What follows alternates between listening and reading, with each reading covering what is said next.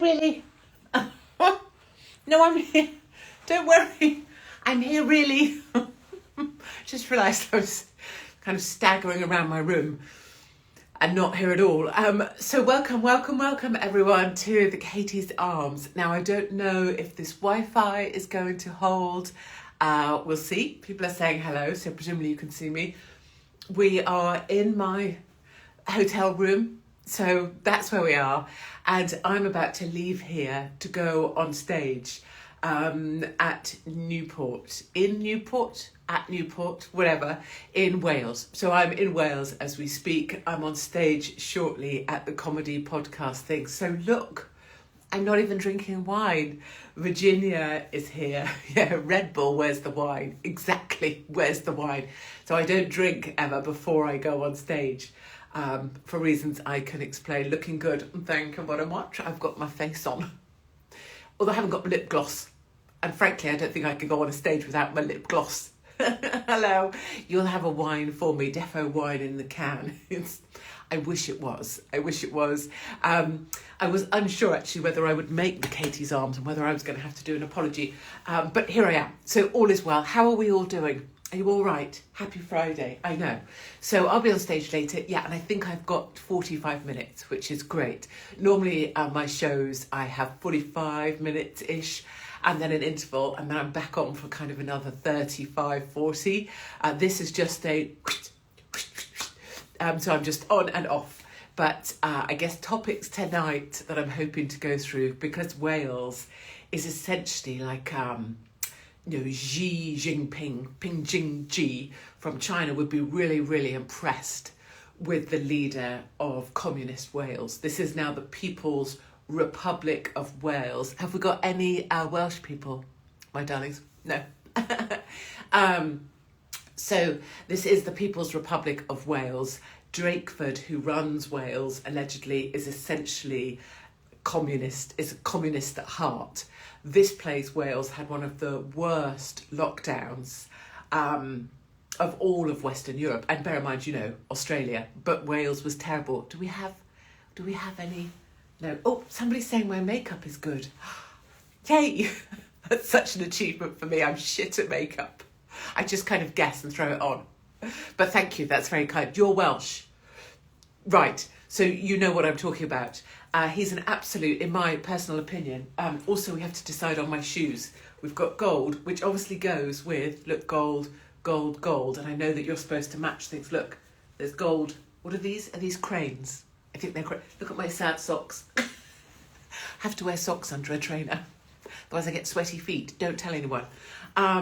So these are the gold, you see, which I think is the right thing. See? Is this right? But obviously, my heart is with these. Look at them. I know. Look. Proper little sparkly shoes. So my question is, what do we do? Do we do gold or do we... I know, look. Are they not the best? I'd shag you. See, boys say that all the time. And the thing is, they never wonder whether I would... reciprocate. People say, oh, I'd do you. Well, thank you very much. Would you? Oh, thank you. This is what you're supposed to say. But I'm like, well, I don't know if I would do you. You'd do me, but I don't know if I'm willing to receive that. I don't know if I'm willing to be your orifice. So, question, gold, sparkly all the way, sparkly. Oh, one of each. No, because that will really set my weird brain off. Because the heels are different. And you guys know already, I think, that after my surgery, I don't have peripheral, so I don't have any spatial awareness on my left side, and I don't have feeling on my left toes or the left side of my left foot. So if anything weird goes on, like if I was to have uneven feet, my brain would start screaming like, you're going to fall down the cliff, there's a cliff. And I'll look down and go, no, it's just a shoe, chill out. But my left foot sends messages to my brain that goes, you're going to die. I'm like, chill the fuck out, left foot, we're fine. So we don't have an answer really. One of the two. One of the two. I think it might have to be gold because that feels grown up. Let's do it. Yeah, so Mark Drakeford, he locked everyone down like a mofo here in Wales. He absolutely crucified people. I mean, literally, people died because of Mark Drakeford. He was an absolute shit. He made up really, really random shitty rules. So like you know that time when it was like you were allowed to go into a supermarket and buy things that were considered essential, but you weren't allowed to go into a supermarket and buy things that were non-essential. Do you remember that? See, it's so long ago, we've forgotten the madness. So we had politicians deciding what was essential and non-essential. Do you remember? So you could go into this aisle and get this, but you couldn't go into that aisle and get that because you would definitely get COVID if you went into that aisle and tried to get a battery. Do you remember that shit? This is the shit that you forget, right? So Drakeford decided that light bulbs were non-essential. Yeah, non-essential. So vodka, I mean, I totally celebrate this element of the decision making, believe me. Vodka and cigarettes, he'd said, were essential. Tell you what, you want to survive in Wales? They fucking are. You want to make it through in Newport? Vodka and cigarettes? I'd suggest a tranquilizer dart in the arse. But anyway, vodka and Red Bull, no, that was just because I saw my Red Bull. Vodka and cigarettes were deemed essential. Tranquilizers in the arse, I don't know, you probably had to get them on the black market here in Newport. But clothes were considered non-essential. What a fuck? And so some brilliant guy, please be on here, I went to buy some knickers in Sainsbury's and I was questioned. You see, we forgot this shit, right? So anyway, I think one guy here in Wales, which is just brilliant, went into the supermarket naked or just in pants or something because Drakeford said clothes were non-essential. So fuck it, I'll go in with my balls out. I really want to meet that guy. Please be on here. And then, yes, I've gone gold. Is that good? Yes. You can somewhat see the sock, but frankly, I don't give a shit. Get over it, right? You know, you came to hear someone, you came to laugh at my shoes, laugh at my things, laugh at my varicose veins. I couldn't give a shit as long as you're laughing. Laugh at my nipple hair. It doesn't matter. I might not get my nipple hair out, but you know, you can laugh at it. It's fine. There's a lady today. I will tell you some more. Do you want more things about Drakeford? Maybe not. I went to get some lunch quickly because you never get to eat when you do these things. Like you don't eat from now till whenever because I'll be talking to people till God knows when. And so I went to get a lunch and I was shoving the food in. At the end, I was trying to make sure the lady was going to get her tip because I always check who's going to get this tip. If I leave a tip, do you get it? And I find a way of getting it to the little people who, you know, the girl or whomever. And so I said, oh, make it blah, whatever number. And she was like, oh, and I was like, don't worry, what is it? And she goes, I'm just so silly. I don't know. I'm stupid. I don't know the maths. And I was like, oh, no, it's fine. Let's just say it was 26 and we were making it 32. I'm like 26, 27, 28, 29, 30, 31, 32. So you're adding whatever. And we went through it together.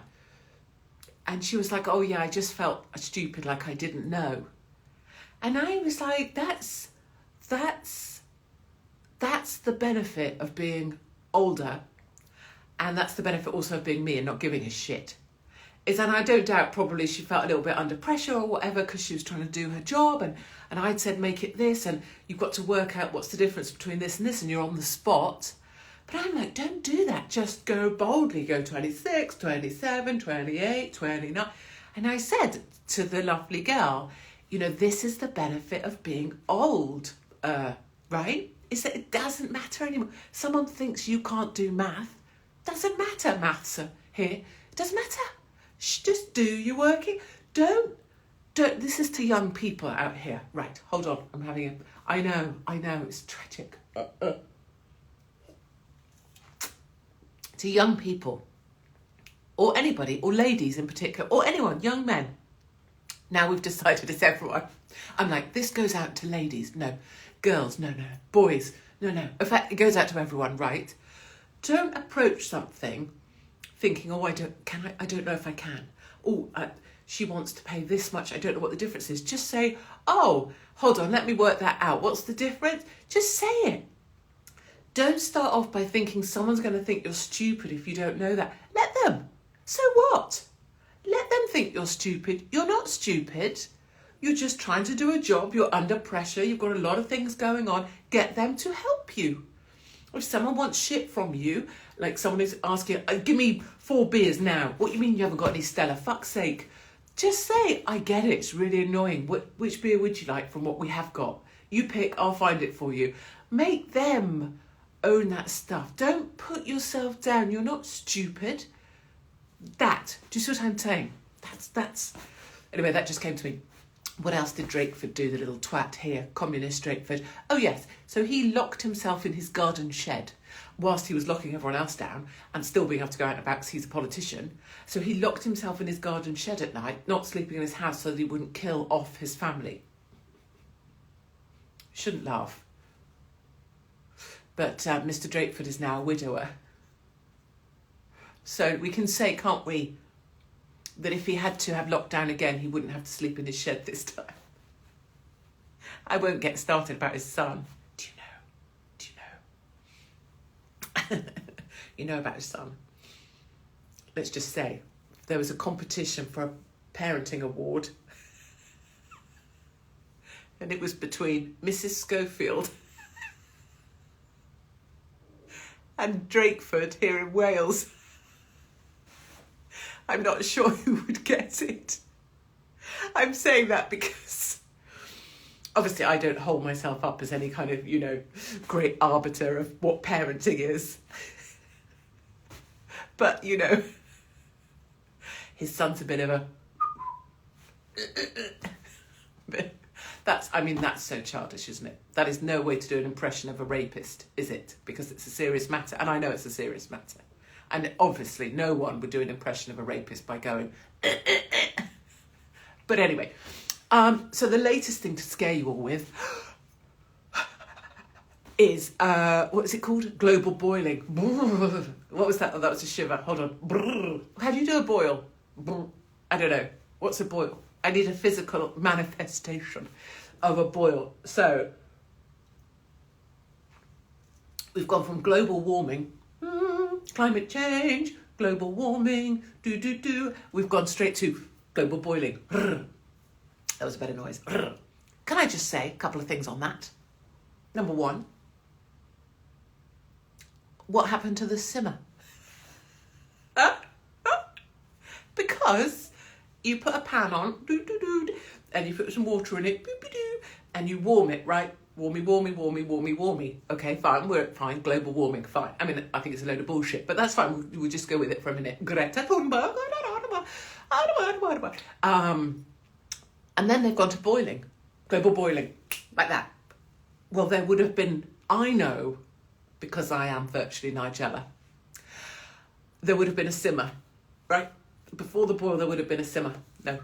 No simmer. What happened to global simmering? Why can't we have a bit of global simmering before we go straight to global boiling? Come on already. The guy was like, the thing is too hot. The air, oh my God. Red Bull, bad news. The air, we cannot breathe the air. We cannot work in the heat. We cannot, and it's like, well, what are you breathing then, you fat twat? What are you breathing? Oh, are you breathing air? Oh, so there is air you can breathe because you're breathing it, or do you spout the same shite that does that what you inhale as well? You are breathing air, so we're not globally boiling, are we, you twat? And then if you pulled back from that, so the wide angle, which you won't have seen, but if you go to that press conference with the UN Secretary General, UN Secretary Generals are complete numpties, right? So the last UN Secretary General said I was the biggest problem on the planet when causing tension between different races. Yeah, me. Anyway, this UN Secretary General, that wasn't a lie either. If you pull back and get the wide, there is no one in the room. No one in the room. There's just like his team that he pays going, hey, but there's no one in the room. Which begs the question, why would you listen to him when no other fucker has turned up to listen to him? I know, right? That. Global boiling my arse. And then he's using things like the pictures of people fleeing roads. People fleeing roads, oh my God. They're not fleeing roads. They're crying because they had to leave their fucking sun loungers. You see how hard British people work to get a sun lounger at an all-inclusive. Have you ever been to an all-inclusive? You know how hard it is to get a decent sun lounger by the pool at an all-inclusive. Do you? They're out there 6:30 in the morning fighting the frigging Germans. Any Germans on here? Fighting the Germans to get a sun lounger. Like it's the World War III at an all-inclusive to get a lounger. And they finally got that lounger. And they just parked their chubby little white asses on it with their fake Crocs and their flip-flops.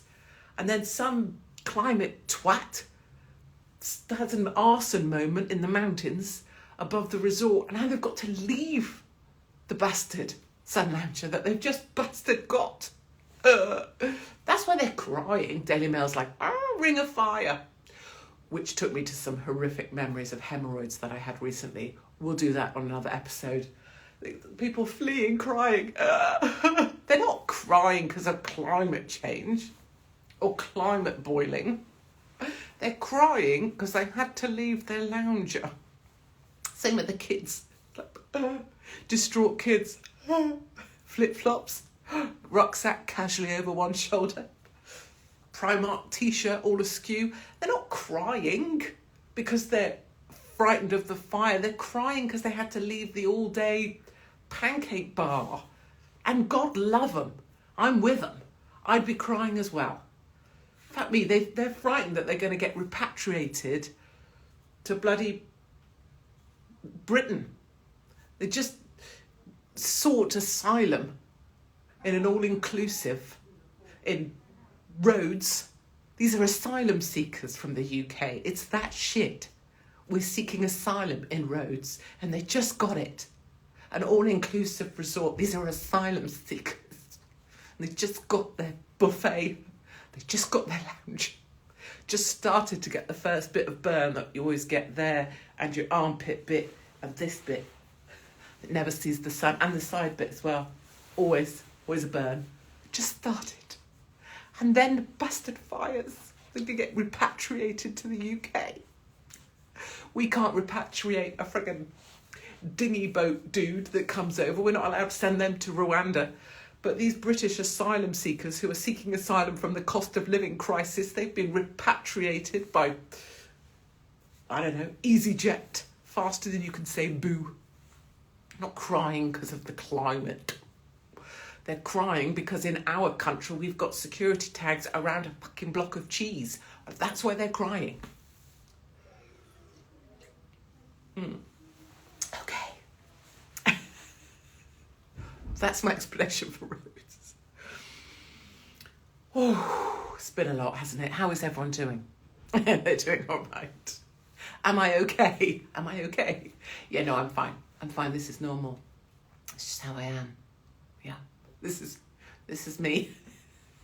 It's why people are desperate for me to, people are desperate for me to be drunk. Can I show you something quite exciting? These are in the sale. And for anybody who's got illusions of what people that think I'm a hottie botty or whatever. Right, hold on a minute. So for anybody that thinks, being in bed with me would be very exciting, or incredibly, where's my wine? I know. Honestly, truthfully, I don't drink before I go on stage. And this is going to sound all very serious and sensible, but because I really, really, really respect my audiences and that they took the time and trouble to come, right? And I really, really love that people bothered. It's not just for me tonight at all, just so we're clear, there's lots of other people performing. But for me, I really want them to have the best time, and I want to have worked really hard for it to be as good as I could possibly make it. And I might fuck up or something, and I might not be funny, or you might sit there and say, well, that wasn't funny at all, she's not funny. And that's okay, as long as that's just that. But if it was because I'd drunk, and what if someone didn't have a good time and I'd had a drink, and then I would feel guilty that maybe it was because I had a drink. So that's why I actually don't drink at all before a performance. And you'll know, I think, Well, if you've ever bought tickets for one of my gigs, you'll know that I pack them myself and I handwrite cards to everybody. If I'm doing the tickets, sometimes venues want to do their own tickets, I don't know. And I'll handwrite the cards myself, 1,000 times, 2,000 times, whatever, because, and I say, see you there, as you'll know if you've got a ticket, because I really appreciate that someone's bothered. I think that's awesome. And so that's why that's why I don't drink there. I know, behind the laughter. So let me show you this. You might think, some people go, ooh, ooh, ooh, I do you. Let me just show you my new pajamas.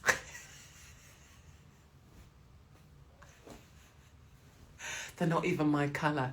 I'm no good in orange. I look like a flat Satsuma. I look like a Satsuma that got run over by an Asda. When are we doing the tickets for Babacom?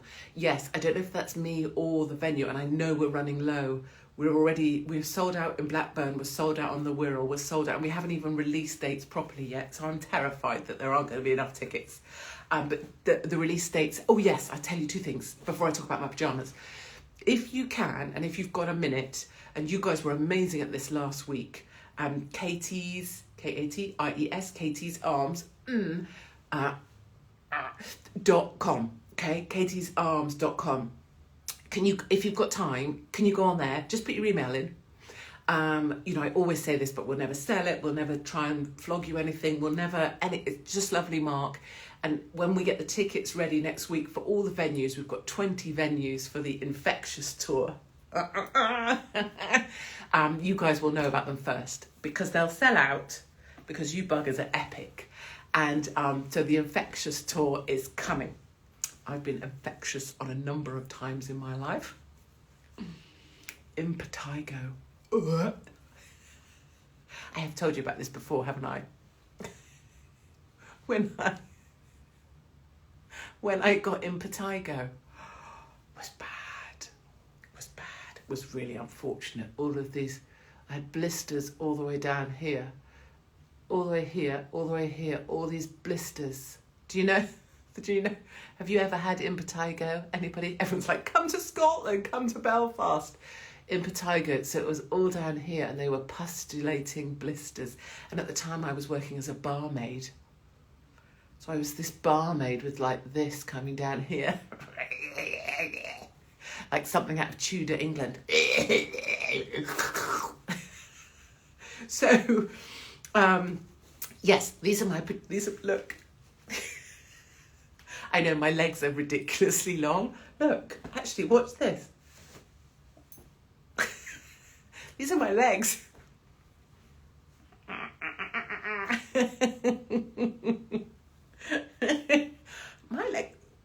My legs are really long, aren't they?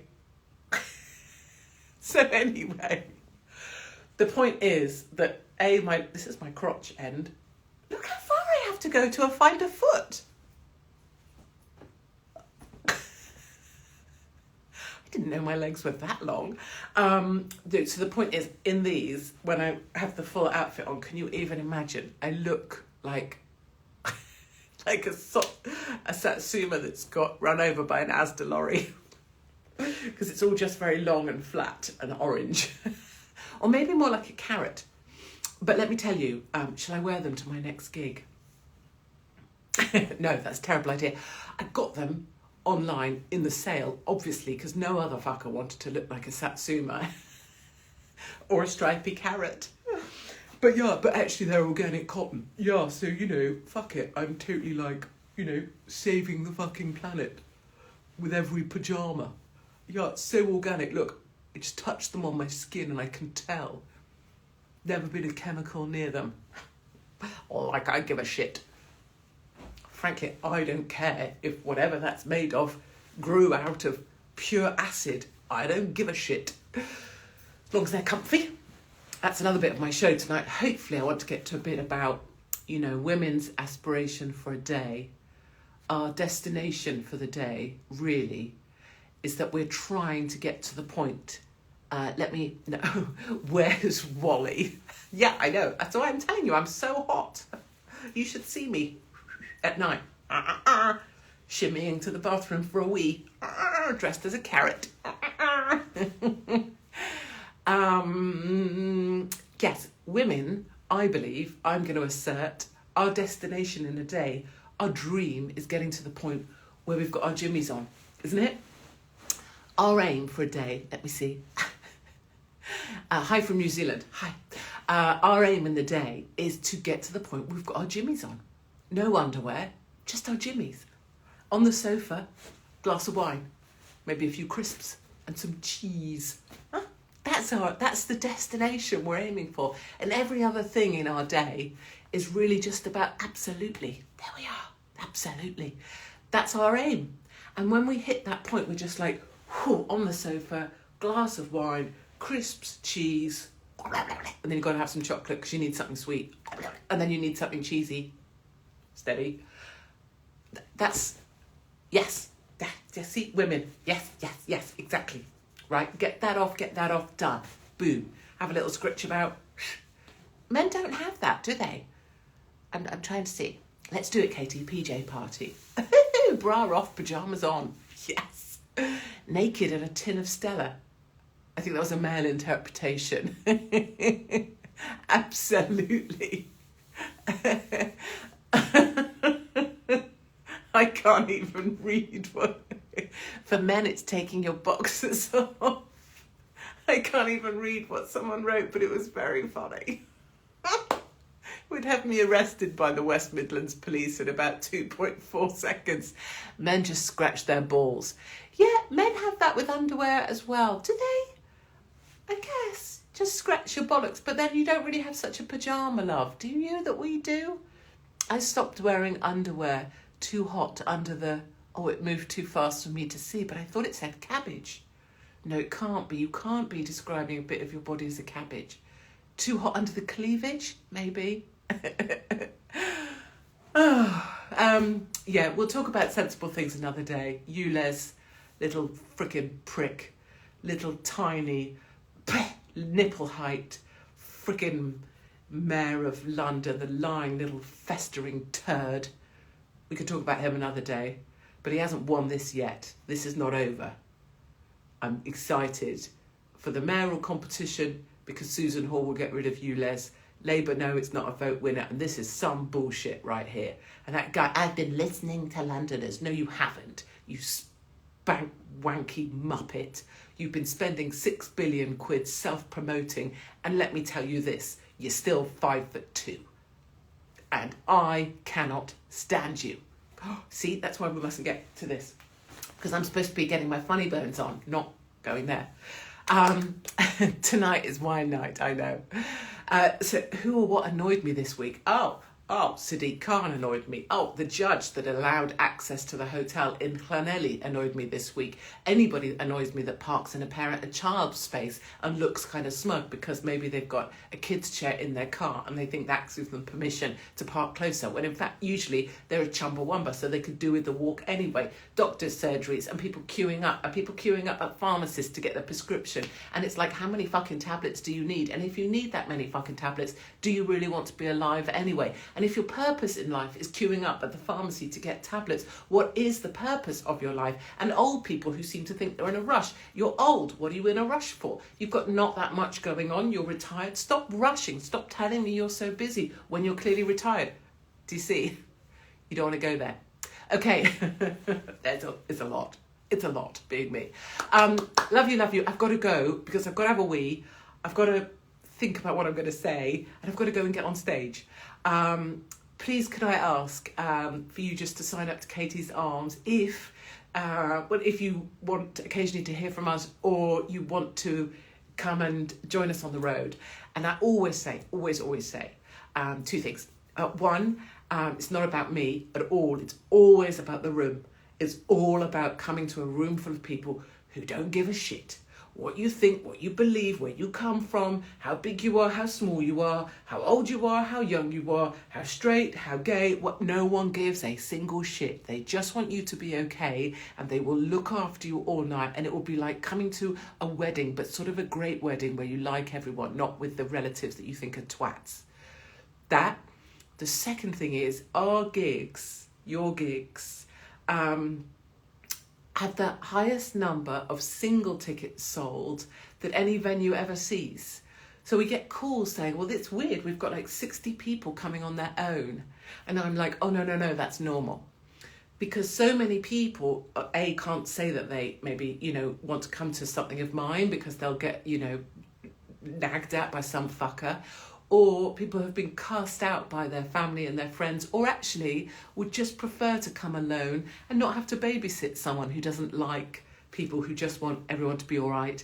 And so people come alone, and the minute they arrive, they're huggled in and made part of the family. So I just wanted to mention that don't ever think, oh, I can't go on my own. 100% you can. And actually, quite a lot of our life, we spend time babysitting, being nice to, looking after someone else. Fuck someone else. Come on your own. Have too much wine. Book a premiere in. And just bloody have a laugh. Anyway, right, I've really got to go and get on stage. And so thank you for helping with my shoe choice. Thank you also, for being brilliant.